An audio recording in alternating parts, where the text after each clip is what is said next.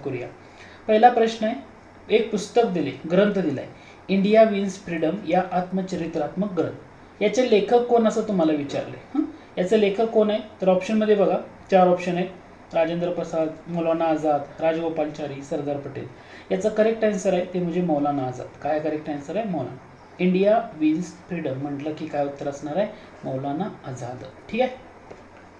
पुढचा प्रश्न आहे, नव्या वायव्य सरहद्द प्रांताची निर्मिती कोणी केली? वायव्य सरहद्द प्रांत हा कोणी निर्माण केला? ऑप्शनमध्ये लिटन, रिपन, मिंटो, कर्झन आहे.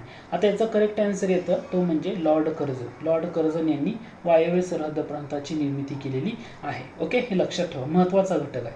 वायव्य सरहद्द प्रांत म्हटलं तर खान अब्दुल गफार खान हे नाव आपल्या डोळ्यासमोर येतं. कोणतं नाव येतं? खान अब्दुल गफार खान. यांना काय म्हणून ओळखलं जातं? यांना काय म्हणून ओळखलं जातं? भारताचे सरहद्द गांधी, सरहद्द गांधी म्हणून त्यांना ओळखलं जातं. हा पॉईंट तुमचा महत्त्वाचा आहे. मग लॉर्ड कर्झन आणि आणखी एक भारतीय नेता होता की जे ऑक्सफर्ड युनिव्हर्सिटीमध्ये शिकत असताना वर्गमित्र होते, ते म्हणजे आपले फिरोज शाह मेहता. इथं नाव पण लक्षात ठेवायचं. काय? फिरोज शाह मेहता. फिरोज शाह मेहता, लॉर्ड कर्झन हे वर्गमित्र होते. फिरोज शाह मेहता म्हटलं की तुम्हाला काय लक्षात ठेवणं गरजेचं आहे?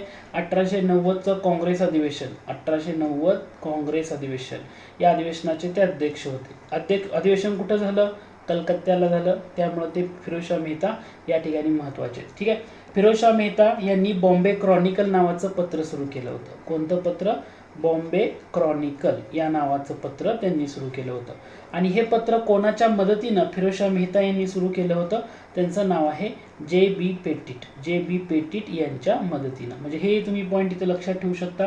फिरोज शाह मेहता म्हटलं की तुम्हाला दुसरा एक मुद्दा लक्षात ठेवायचा आहे, तो म्हणजे Bombay presidency association. Bombay presidency association म्हणजे काँग्रेसचं जे मुंबईमध्ये पहिलं अधिवेशन झालं. ठीक आहे. या पहिल्या अधिवेशनाचं जे आयोजक पद या संघटनेकडे होतं त्याचे काय होते? ही 1885ला स्थापन झालेली संघटना आहे, बॉम्बे प्रेसिडेन्सी असोसिएशन. आणि या संघटनेमध्ये असणाऱ्या 3 व्यक्ती कोणत्या? या संघटनेमध्ये असणाऱ्या 3 व्यक्ती कोणत्या? त्यांना आपण ब्रदर्स इन लॉ या नावानं ओळखतो. काय ओळखतो? Brothers in law. म्हणजे कोण कोण? याच्यामध्ये न्यायमूर्ती तेलंग, न्यायमूर्ती तेलंग, बदरुद्दीन तय्यबजी, बदरुद्दीन तय्यबजी, आणि तिसरी व्यक्ती आहे ते म्हणजे फिरोज शाह मेहता, फिरोज शाह मेहता. आता फिरोज शाह मेहता या तिघांचं अधिवेशन म्हणजे इथं तुम्हाला काय लक्षात ठेवायचं आहे की फिरोज शाह मेहता या बॉम्बे प्रेसिडेन्सी असोसिएशनचे काय होते? पहिले अध्यक्ष होते. पहिले अध्यक्ष होते. त्यांना मुंबईचा सिंह म्हणून सुद्धा ओळखलं जातं, मुंबईचा सिंह. समजा मी तुम्हाला या ठिकाणी असा प्रश्न विचारला, फिरोज शाह मेहता यांना अनक्राउंड किंग ऑफ बॉम्बे असं कोण म्हणालं? अनक्राउंड किंग ऑफ बॉम्बे असं कोण म्हणालं? Uncrowned king of Bombay. तर हे कोण म्हटलेलं आहे? महात्मा गांधींनी म्हटलेलं आहे. महात्मा गांधीजी यांनी फिरोज शाह मेहता यांना काय म्हटलेलं आहे? Uncrowned king of Bombay. म्हणजे तुम्हाला कितीतरी पॉईंट एकाच पॉईंटवर रिलेटेड तुम्हाला सांगता येतील. आणि फिरोज शाह मेहता म्हटलं की परत आणखी काय लक्षात घ्या, 1915ला यांचं निधन झालं. ठीक आहे. आता प्रश्न होता वायव्य सरहद्द प्रांत म्हणजे लॉर्ड कर्झन यांचे वर्गमित्र असल्यामुळे हा पॉईंट आपण इथं डिस्कस केला. आता लॉर्ड कर्झन यांचं कार्य बऱ्याच क्षेत्रामध्ये, बऱ्याच घटकामध्ये. फक्त कर्झन यांनी राजीनामा का दिला तर त्या कर्झन यांच्या कार्यकाळात जो लष्कराचं पुनर्संघटन करायसाठी एका व्यक्तीची नेमणूक केली होती, लष्कराचं पुनर्संघटन, आणि त्यांचं नाव होतं किचनेर. आता किचनेर यांच्याशी यांचा वाद झाला होता आणि त्या वादातच त्यांनी आपला राजीनामा दिलेला आहे. हे पण माहीत असू द्या. ठीक आहे. पुढचा प्रश्न आहे, आर्य समाजाची शाखा लाहोरमध्ये खालीलपैकी कोणत्या वर्षी सुरू झाली? म्हणजे आर्य समाज शाखा लाहोरमध्ये कोणत्या वर्षी सुरू झाली? मग आता तुम्हाला आर्य समाजाची स्थापना करणं गरजेचं आहे. आर्य समाज म्हणजे अगोदर 10 एप्रिल 1875ला याची स्थापना आहे. याच्या संस्थापकापैकी सगळ्यात महत्त्वाचं नाव स्वामी दयानंद सरस्वती. स्वामी दयानंद सरस्वती. मग स्वामी दयानंद सरस्वती यांचं मूळ नाव काय? स्वामी दयानंद सरस्वती यांचं मूळ नाव काय? स्वामी दयानंद सरस्वती म्हणजे मूळशंकर करसनदास तिवारी. मूळशंकर करसनदास तिवारी. ठीक आहे. आता हे मूळशंकर करसनदास तिवारीचे स्वामी दयानंद सरस्वती म्हणजे हे नाव त्यांना कोणी दिलं? की मूळशंकर करसनदास तिवारी होते पण त्यांना नाव काय दिलंय? स्वामी दयानंद सरस्वती. मग हे नाव कोणी दिलं तर त्यांचं नाव आहे पूर्णानंद. त्यांचे 2 गुरु होते, एक होते पूर्णानंद आणि दुसरे होते विरजानंद. विरजानंद. पूर्णानंद यांनी काय केलं तर त्यांना हे नाव दिलं स्वामी दयानंद सरस्वती. विरजानंद यांनी काय केलं तर त्यांनी त्यांना शिक्षण दिलं, अध्ययन केलं त्यांचं बऱ्याचशा घटकाबाबतचं. हा मुद्दा इथं लक्षात ठेवा. आता स्वामी दयानंद सरस्वती म्हणजे काय, वेदाकडे परत चला, गो बॅक टू वेदास हा त्यांचा महत्त्वाचा नारा, वेदाकडे परत चला हा त्यांचा महत्त्वाचा नारा. किंवा स्वामी दयानंद सरस्वती यांच्याबद्दल आणखी बघायला गेलं तर दुसरा पॉईंट येतो, भारतीय म्हणजे इंडिया फॉर इंडियन्स हा जो नारा कोणी दिला, इंडिया फॉर इंडियन्स हा नारा कोणी दिला, तुमचं उत्तर काय असणार आहे, स्वामी दयानंद सरस्वती. आता स्वामी दयानंद सरस्वती यांचा महत्त्वाचा ग्रंथ कोणता, तो ग्रंथ आहे, त्याचं नाव काय, स्वामी दयानंद सरस्वती यांचा महत्त्वाचा ग्रंथ कोणता, त्याचं उत्तर आहे सत्यार्थ प्रकाश. काय नाव आहे, सत्यार्थ प्रकाश हा त्यांचा आहे महत्त्वाचा ग्रंथ. म्हणजे तुम्ही या ठिकाणी हा पॉईंट सुद्धा थोडासा लक्षात घेऊ शकता किंवा त्याच्यावर फोकस करू शकता. आर्य समाज झाला 1875ला स्थापन आणि त्याची शाखा निघाली 1877ला लाहोरला आणि या शाखेचं महत्त्व आहे. ठीक आहे.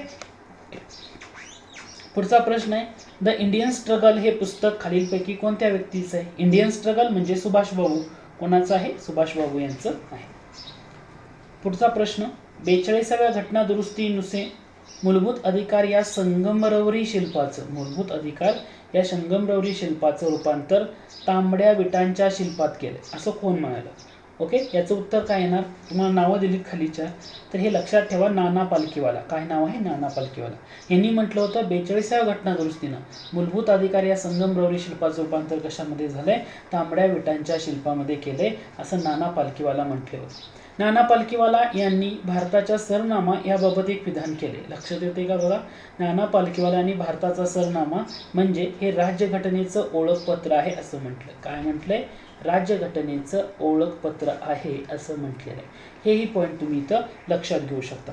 नाना पालखीवाला म्हणजे काय की जी केशवानंद भारती केस म्हणतो आपण, केशवानंद भारती केस, केशवानंद भारती केसमध्ये सर्वोच्च न्यायालयात केशवानंद भारती यांच्या बाजूने कुणी युक्तिवाद केला, ते होते नाना पालखीवाला. कारण केशवानंद भारती भारतीय इतिहासातली अशी एकमेव केस आहे की या केसमध्ये जे जज होतं, जजचं जे बेंच होती 13 जजेसचं होतं, 13 जजेस. ठीक आहे, म्हणजे 13 न्यायाधीशांचं खंडपीठ होतं आणि त्यांच्या पुढं हा खटला चालवण्यात आला होता. आणि यामध्ये केशवानंद भारती यांच्या बाजूनं 6 न्यायाधीश राहिले आणि सरकारच्या बाजूनं 7 राहिले. केशवानंद भारती ही केस हारले होते. ओके, पण केशवानंद भारती यांच्या वतीने युक्तिवाद कुणी केला, तर हे होते नाना पालखीवाला. आता लक्षात येते, या पॉईंटवर थोडंसं लक्ष असू द्या.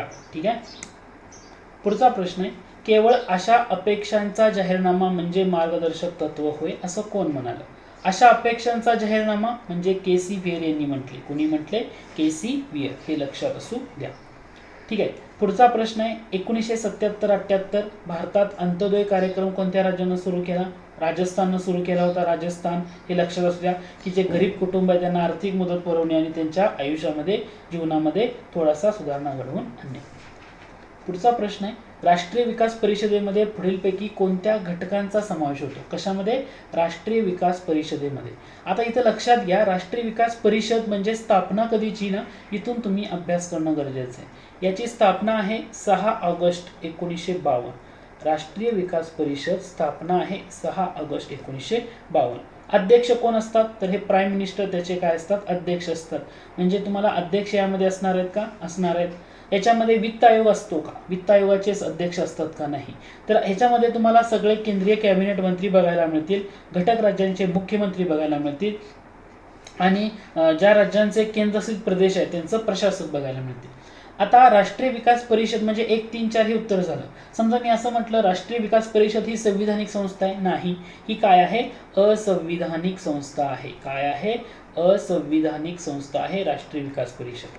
आता राष्ट्रीय विकास परिषदेचं कार्य काय असतं, म्हणजे कसं काम करतं हे राष्ट्रीय विकास परिषद, तर राष्ट्रीय विकास परिषदेचं कार्य असतं ते म्हणजे ज्या पंचवार्षिक योजना आहेत, म्हणजे पंचवार्षिक योजना, या पंचवार्षिक योजनेचं काय करणं, मूल्यमापन करणं आणि मंजुरी देणं, हे कार्य कोण करत असतं, तर ही राष्ट्रीय विकास परिषद करत असते.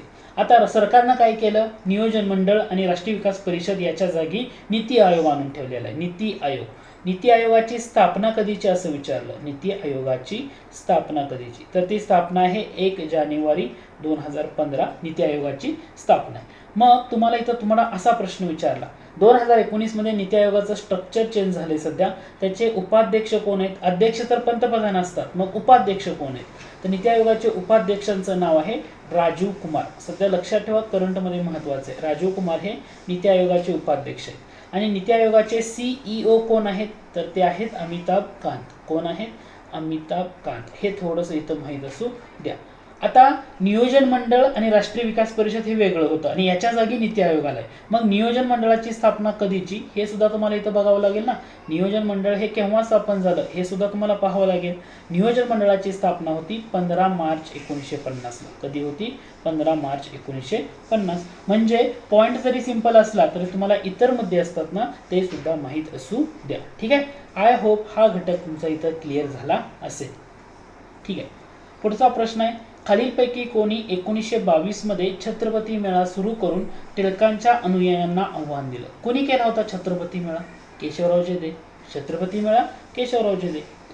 पुढचा प्रश्न आहे, उदयप्रभा मासिक, ऐक्य प्रदर्शक पत्रिका, प्रबोधय, सत्यदीपिका, सत्यवादी, कुटुंब मित्र याचं संपादन कोणी केलं? तुम्हाला खाली नावं दिलीत, बाबा पदमनजी, विश्वनाथ नारायण मंडलिक, सदाशिव गोवंडे यापैकी नाही. याचं करेक्ट आन्सर काय असणार आहे? तर याचं करेक्ट आन्सर असणार आहे बाबा पदमनजी. ओके. बाबा पदमनजी यांनी वयाच्या 23व्या वर्षी ख्रिश्चन धर्म स्वीकारला होता. त्यांच्या पत्नीनं ख्रिश्चन धर्म स्वीकारला नाही म्हणून त्यांनी त्यांच्याशी घटस्फोट घेतला. बाबा पदमनजी कशामुळे ओळखले जातात? तर यमुना पर्यटन. ओके. यमुना पर्यटन या त्यांच्या कादंबरीमुळे बाबा पदमनजी ओळखले जातात. आता बाबा पदमनजी यांच्याबद्दल दुसरा महत्त्वाचा मुद्दा लक्षात घ्यायचा आहे, तो म्हणजे त्यांचं आत्मचरित्र काय. तर त्यांच्या आत्मचरित्राचं नाव आहे अरुणोदय. अरुणोदय हे त्यांचं आत्मचरित्र होतं. आता या नावानं, अरुणोदय नावानं आणखी एक पत्र पण होतं, ते लक्षात घ्या, की ज्या पत्रानं बातमीदार नेमण्याची प्रथा सुरुवात केली. तुम्हाला जर गाठाळ सरांचं पुस्तक वाचत असाल तर तो पॉईंट येतो. म्हणजे बाबा पदमनजी यांच्या आत्मचरित्राचं नाव अरुणोदय. अरुणोदय नावाचं एक पत्र पण होतं, पण ते बाबा पदमनजी यांचं नव्हतं. पण या अरुणोदय पत्रानं बातमीदार नेमण्याची प्रथा सुरू केली होती. बातमीदार नेमणे प्रथा हा महत्त्वाचा मुद्दा आहे. आता या ठिकाणी दुसरा एक मुद्दा नाव येतं, विश्वनाथ नारायण मंडलिक. विश्वनाथ नारायण मंडलिक म्हणजे हे कोण? तर ज्यांनी नेटिव्ह ओपिनियन स्थापन केलं ती व्यक्ती म्हणजे विश्वनाथ नारायण मंडलिक. नेटिव्ह ओपिनियन हे स्थापन केलेलं म्हणजे विश्वनाथ नारायण मंडलिक, किंवा त्यांना वीणा मंडलिक असं आपण म्हणतो. मग नेटिव्ह ओपिनियन हे वृत्तपत्राची खासियत काय होती? तर या वृत्तपत्रानं हायकोर्टाचे जे निवाडे आहेत, हायकोर्टाचे निवाडे हे छापायला सुरुवात केली होती. म्हणजे या वृत्तपत्रामधून हायकोर्टाचे निवाडे छापले जात असत. काय केलं जात असत? छापले जात असत. तुम्हाला ना हा पॉईंट इथं लक्षात ठेवायचा आहे. हा पॉईंट नेटिव्ह ओपिनियन म्हटलं की. ओके. विश्वनाथ नारायण मंडलिक. आता विश्वनाथ नारायण मंडलिक यांना आपलं गुरु कोणी मानलं? तर त्याचं उत्तर आहे तुमचं म्हणजे या ठिकाणी लक्षात ठेवायचं, महर्षी धोंडो केशव कर्वे. महर्षी धोंडो केशव कर्वे यांनी काय केलं होतं? तर विश्वनाथ नारायण मंडलिक यांना आपलं गुरु मानलं होतं. म्हणजे दोन व्यक्तींना गुरु मानलं होतं महर्षी धोंडो केशव कर्वे यांनी. एक होते विश्वनाथ नारायण मंडलिक आणि दुसरी व्यक्ती होती, त्यांचं नाव आहे, त्यांचे प्राथमिक शिक्षक होते सोमन गुरुजी. त्यांचे प्राथमिक शिक्षक होते सोमन गुरुजी. यांना त्यांनी काय केलं होतं? तर आपलं गुरु मानलेलं होतं. धोंडो केशव कर्वे यांनी BA ही गणितामधून कंप्लीट केलं. कोणत्या कॉलेजमधून? BA हे गणितामधून कंप्लीट केलं होतं. कोणत्या कॉलेजमध्ये? विषय होता ना गणित त्यांचा, तर ते केलं होतं विल्सन कॉलेजमधून. विल्सन. आणि कोणत्या कॉलेजमध्ये ते गणिताचे प्राध्यापक व गणित शिकवायला गेले?